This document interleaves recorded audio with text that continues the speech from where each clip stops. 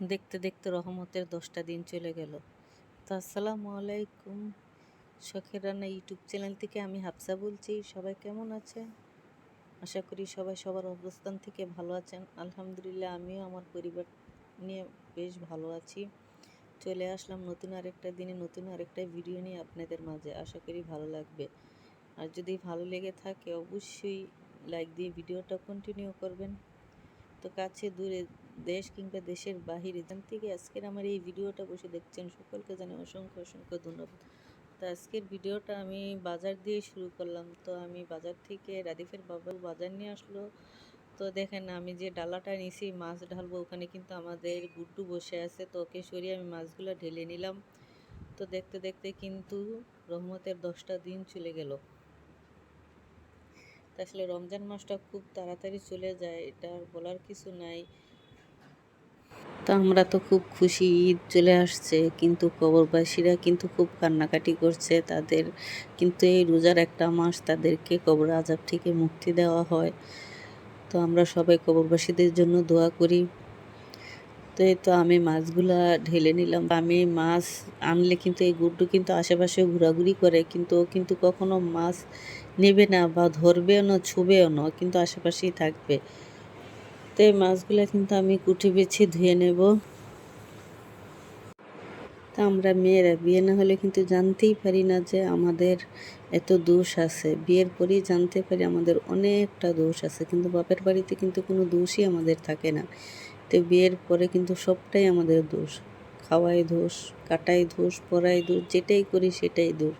আসলে বিয়ে না হলে কিন্তু জানতেই পারতাম না যে আমাদের এতটা দোষ আছে। আমার মতন কি সবাই এরকম যে বিয়ের পরে সবটাই মনে হয় যে দোষ? যেটাই করি না কেন সেটাই দোষ মনে হয়। তো এই মাছগুলা কিন্তু আমি কেটে নিছি। এখন ছোট ছোট করে পোটলা করে আমি রেখে দেবো ফ্রিজে। তো এই তো সন্ধ্যায় ইফতারির জন্য চলে আসলাম। তা আমি ইফতারিগুলা ভেজে নেব। তা আমি কিন্তু রান্না বাড়া ইফতারির পরেই করি। আমি আগে ইফতারিটা বানিয়ে নেই, তারপর সন্ধ্যার পরে ইফতারি করে তারপর আমি রান্নায় চলে যাই। এই তো পেঁয়াজগুলো ভেজে তারপর আমি কিন্তু আলুর চপ এবং ডিম চপ সবগুলো ভেজে নেব। আচ্ছা, আমার মতন কে কে আছে যে বাবা মার বাড়িতে কোনো দোষ থাকে না, বিয়ের পরে শ্বশুর বাড়িতে সব দোষ খুঁজে বের করা হয়, সবটাই দোষ, যেটাই করি সেটাই দোষ? এরকম কি সবার হয় আমার মতন? আসলে কি, ছেলের বউ যেটাই করে সেটাই দেয়। মেয়েরা হাজারটা ভুল করলে কোনো দোষ নেই, কিন্তু ছেলের বউ চুন থেকে পান খুসলেই দোষ। তো যাই হোক, তো আমার আলু চপগুলা ভাজা হয়ে গেছে। এখন আমি এটা উঠিয়ে তারপর ডিম চপগুলা ভেজে নেব। জানি না এখন পর্যন্ত কারা কারা আমার ভিডিওটা জুড়ে আছেন। যদি থেকে থাকেন অবশ্যই একটা লাইক দিয়ে যাবেন। আপনাদের একটা লাইকই কিন্তু একটা শেয়ারের কাজ করে। আর কে কোথা থেকে আমার এই ভিডিওটা দেখছেন, যদি ফেসবুক থেকে থাকেন অবশ্যই ফলো, লাইক, শেয়ার দিয়ে থাকবেন। আর যদি ইউটিউব চ্যানেল থেকে দেখে থাকেন অবশ্যই চাইলে আমার এই চ্যানেলটি সাবস্ক্রাইব করে আমার পরিবারের একজন সদস্য হয়ে আমার পাশে থেকে যেতে পারেন। এই কাজটি করে দিয়েছেন সকলকে জানাই অসংখ্য অসংখ্য ধন্যবাদ। আর যারা প্রতিনিয়ত আমাকে এই সাপোর্টগুলো করে যাচ্ছেন তাদেরকেও জানাই অসংখ্য অসংখ্য ধন্যবাদ। তো আমার কিন্তু আলুর চপ পেঁয়াজু সবগুলা ভাজা হয়ে গেছে। এখন কিন্তু আমি একটু ছোলা ভেজে নেব। তো ছোলাটা ভেজে কিন্তু আমি এই তো শরবত বানাতে চলে আসলাম। তো আমি একটু ট্যাং আর সাথে কিন্তু একটু রুহ আফজা বানিয়ে নেব। তো আমাদের ঘরে কিন্তু রাদীপ এবং সবাই আমরা রোজা রাখছি। আমার ছোট ছেলে রাদীপ, ও কিন্তু রোজা রাখছে, ছোট মানুষ। তো খুব ওর আজকে নাকি রোজা রাখতে খুব কষ্ট হয়েছে, তারপরও রাখছে রোজাটা। তো যাই হোক, ছোট মানুষ তো। আর এখন তো আস্তে আস্তে দিনটা খুব বড় হচ্ছে। তো আমি দেখলাম রুহাবজাতে একটু রুহাবজা কম হয়ে গেছে, যা ছিল তাই দিয়ে শরবতটা বানিয়ে নিলাম। তো এখন কিন্তু আমি একটু ফল কাটতে চলে যাব।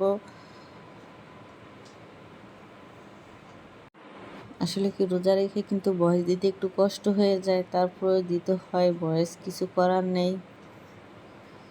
তো এই তো আমি ফল কেটে নেব। তো আমি ইফতারির জন্য যা যা ফল কাটার তা কেটে এই প্লেটটা সাজিয়ে নেব। দেখতে দেখতে আজকে 14 রোজা হয়ে গেছে।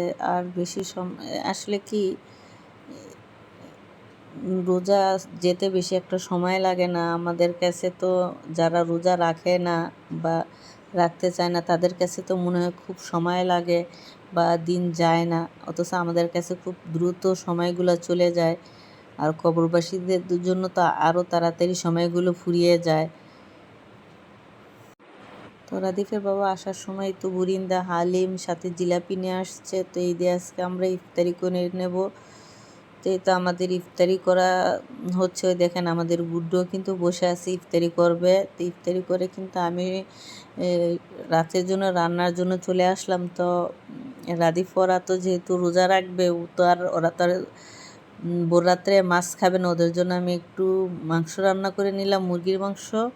আর আমাদের জন্য আমরা একটু মাছ রান্না করব। এখন আমি একটু পটলগুলা ভেজে নেব। আমি আজকে পটল ভাজবো, সাথে একটু মাছ রান্না করে নেব। আর সাথে তো ডাল আছেই, দেখা যায় শুকনো শুকনো ভাত খাওয়া যাবে না। তো যাই হোক, সবাই কিন্তু আমার ছোটো ছেলেটার জন্য একটু দোয়া করবেন। ওর বয়স কিন্তু বেশি না, 8 বছর বয়স হয়েছে। চেষ্টা করছে রোজা রাখার জন্য। তো আমিও বাধা দিই না, যেহেতু অভ্যাস করতে হবে। ছোট মানুষ, এখন থেকে যদি অভ্যাস না করি তাহলে কিন্তু রোজা রাখতে পারবে না। সে একটা দুইটা রেখেও কিন্তু অভ্যাস করতেছে, যেহেতু এখন স্কুলটা বন্ধ, তাই ও কিন্তু রাখার চেষ্টা করে। কিন্তু ওর জন্য খুব কঠিন হয়ে যায় রোজা রাখাটা। মানে দেখা যায় 3টার পরে ও আর রোজা রাখতে ওর জন্য খুব কঠিন হয়ে যায়। তখন ও বলে, আম্মু আর কতক্ষণ সময় আছে, আর কতক্ষণ সময় আছে। এই তো বলি আর 1 ঘন্টা 2 ঘন্টা এরকম বলে বলে ওকে রাখি। তো এই তো আমার পটল ভাজা কিন্তু হয়ে গেছে। এখন আমি একটু মাছ ভুনা করে নেব। আমি আজকে মাছটা একটু কষিয়ে রান্না করব, আমি মাছটা ভাজবো না। যেহেতু আর আইড় মাছ আর বোয়াল মাছ ছিল, তো এটা কিন্তু এমনি কষিয়ে রান্না করলে বেশ ভালো লাগে খেতে। তো যেহেতু মাছটা তাজা ছিল তাই আর ভাজলাম না। তো আজকের আমার ভিডিওটা কিন্তু একটু লম্বা হয়ে গেছে, তাই প্লিজ সবাই ধৈর্য সহকারে দেখে নেবেন। আর যারা ধৈর্য সহকারে এই পর্যন্ত আমার ভিডিওটা দেখেছেন সকলকে জানাই অসংখ্য অসংখ্য ধন্যবাদ। তাই তো আমি মাছটা এখন কষিয়ে রান্না করে নিব। এই তো ঢাকনা দিয়ে ঢেকে দিলাম। তো আমার মাছটা কিন্তু কষানো হয়ে গেছে। একটু ঝোলের জন্য পানি দিয়ে তারপর আমি ধনেপাতা দিয়ে মাছটা নামিয়ে নেব।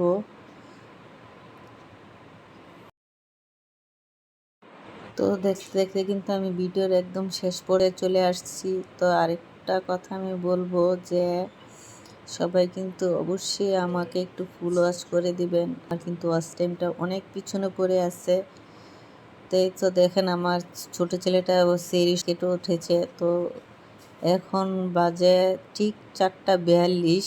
এই যে আমি টাইমটাও দেখিয়ে দিলাম। এবং সবাই ভালো থাকবেন, সুস্থ থাকবেন। পরবর্তী ভিডিও দেখার আমন্ত্রণ জানিয়ে আজকের মতন বিদায় নিলাম। আল্লাহ হাফেজ।